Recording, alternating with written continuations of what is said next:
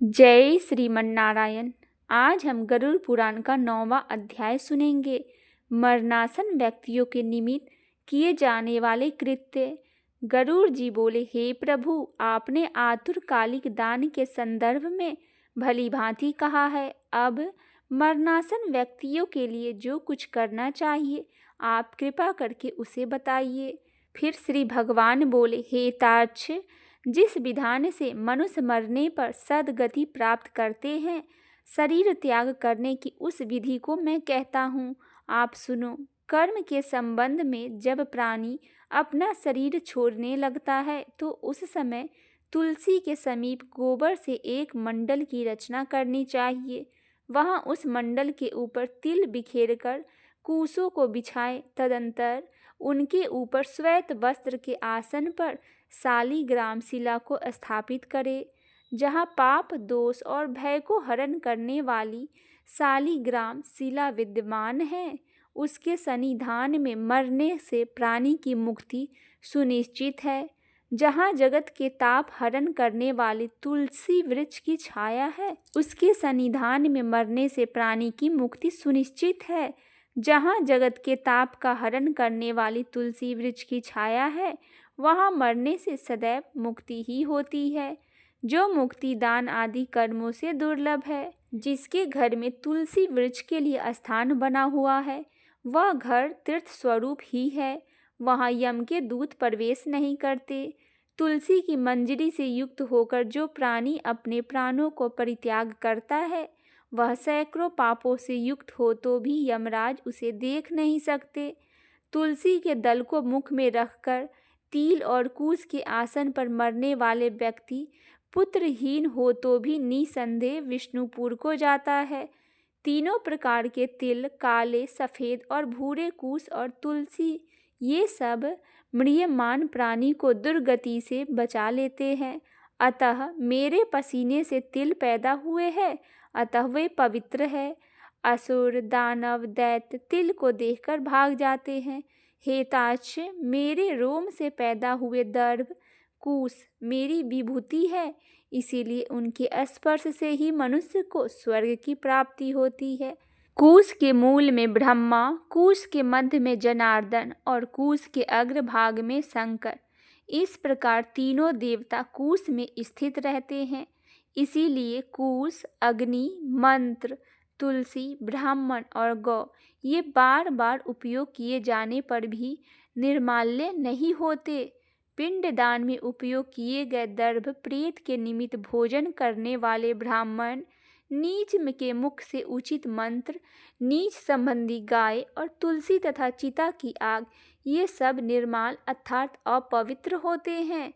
गोबर से लिपी हुई और कुश बिछाकर संस्कार की हुई पृथ्वी पर आतुर मरणासन व्यक्ति को स्थापित करना चाहिए।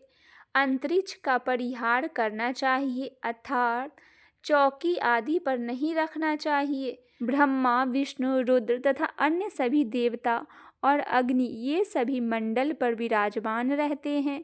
इसीलिए मंडल की रचना करनी चाहिए। जो भूमि लेप रहित होती है, अर्थात मल मूत्र आदि से रहित होती है, वह सर्वत्र पवित्र होती है। किंतु भूमि भाग कभी लीपा जा चुका है या मल मूत्र आदि से दूषित है, वहाँ पुनः लीपने पर उसकी शुद्धि हो जाती है।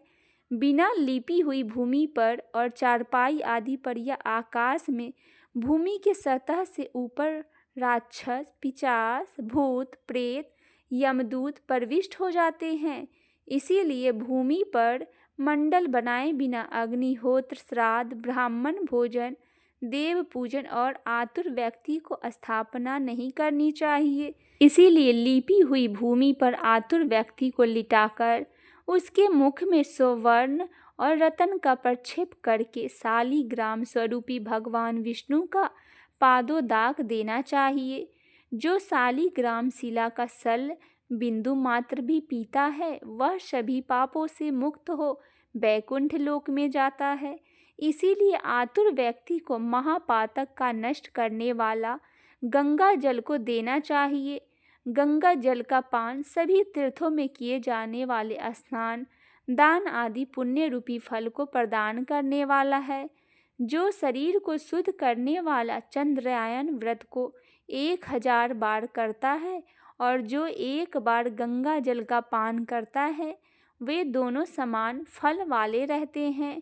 हे तार्क्ष, अग्नि के संबंध में जैसे रुई की राशि नष्ट हो जाती है, उसी प्रकार गंगा जल से पातक भस्मासात हो जाते हैं।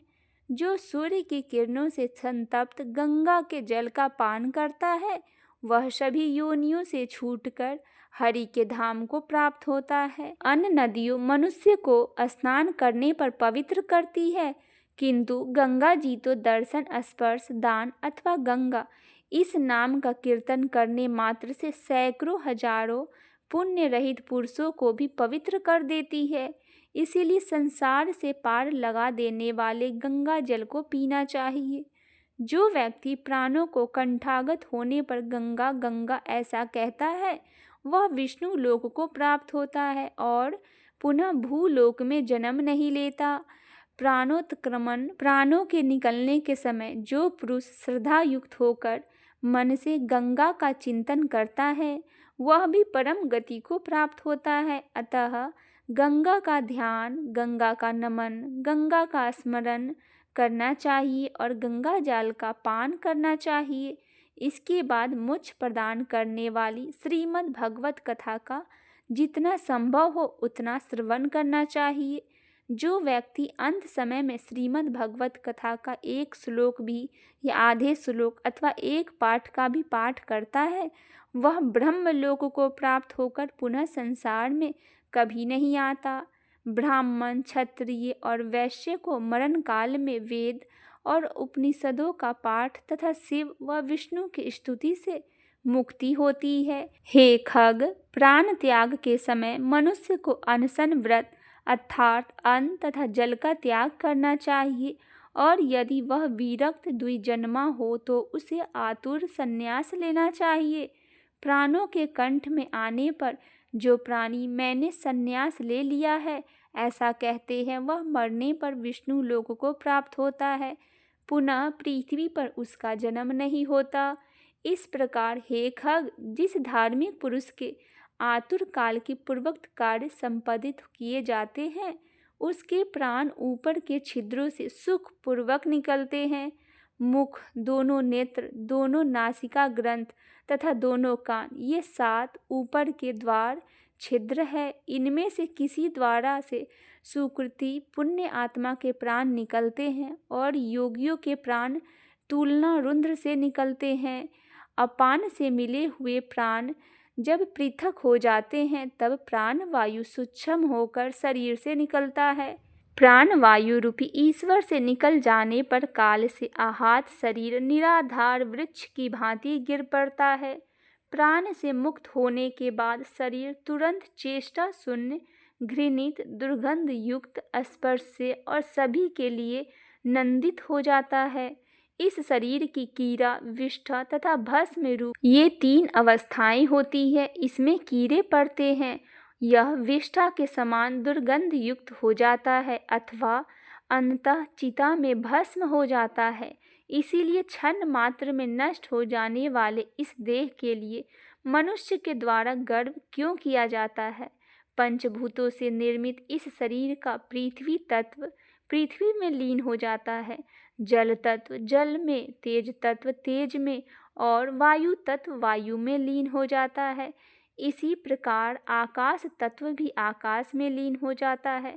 सभी प्राणियों में देह में स्थित रहने वाला सर्वव्यापी शिव स्वरूपा नित्य मुक्त और जगत साक्षी आत्मा अजर अमर है। सभी इंद्रियों से युक्त और शब्द आदि विषयों से युक्त मृत व्यक्ति की देह से निकला जीव कर्म कोश से समान्वित तथा काम और रोग आदि से सहित पुण्य की वासना से युक्त होकर अपने कर्मों के द्वारा निर्मित नवीन शरीर में उसी प्रकार प्रवेश करता है जैसे घर के जल जाने पर गृहस्थ दूसरे नवीन घर में प्रवेश करता है। तब किंकिन जाल की मालाओं से युक्त विमान लेकर सुंदर चामरों से सुशोभित देवदूत आते हैं। धर्म के तत्व को जानने वाले बुद्धिमान धार्मिक जनों को प्रिय वे देवदूत कृत्य कृत्य इस जीव को विमान से स्वर्गलोक ले जाते हैं। सुंदर दीव देह धारण करके, निर्मल वस्त्र और माल्य धारण करके, सुवर्ण और रत्नादि के आभरणों से युक्त होकर वह महानुभाव जीव दान के प्रभाव से देवताओं से पूजित होकर स्वर्ग को प्राप्त करता है। इस प्रकार गरुड़ पुराण के अंतर्गत सारोद्वार में म्रियमाण कृत्य निरूपण नामक 9वां अध्याय पूरा हुआ। अगर अभी तक आपने गरुड़ पुराण का पिछला अध्याय नहीं सुना है तो चैनल पे जाके आप गरुड़ पुराण के सारे अध्याय को आप अवश्य ही सुने।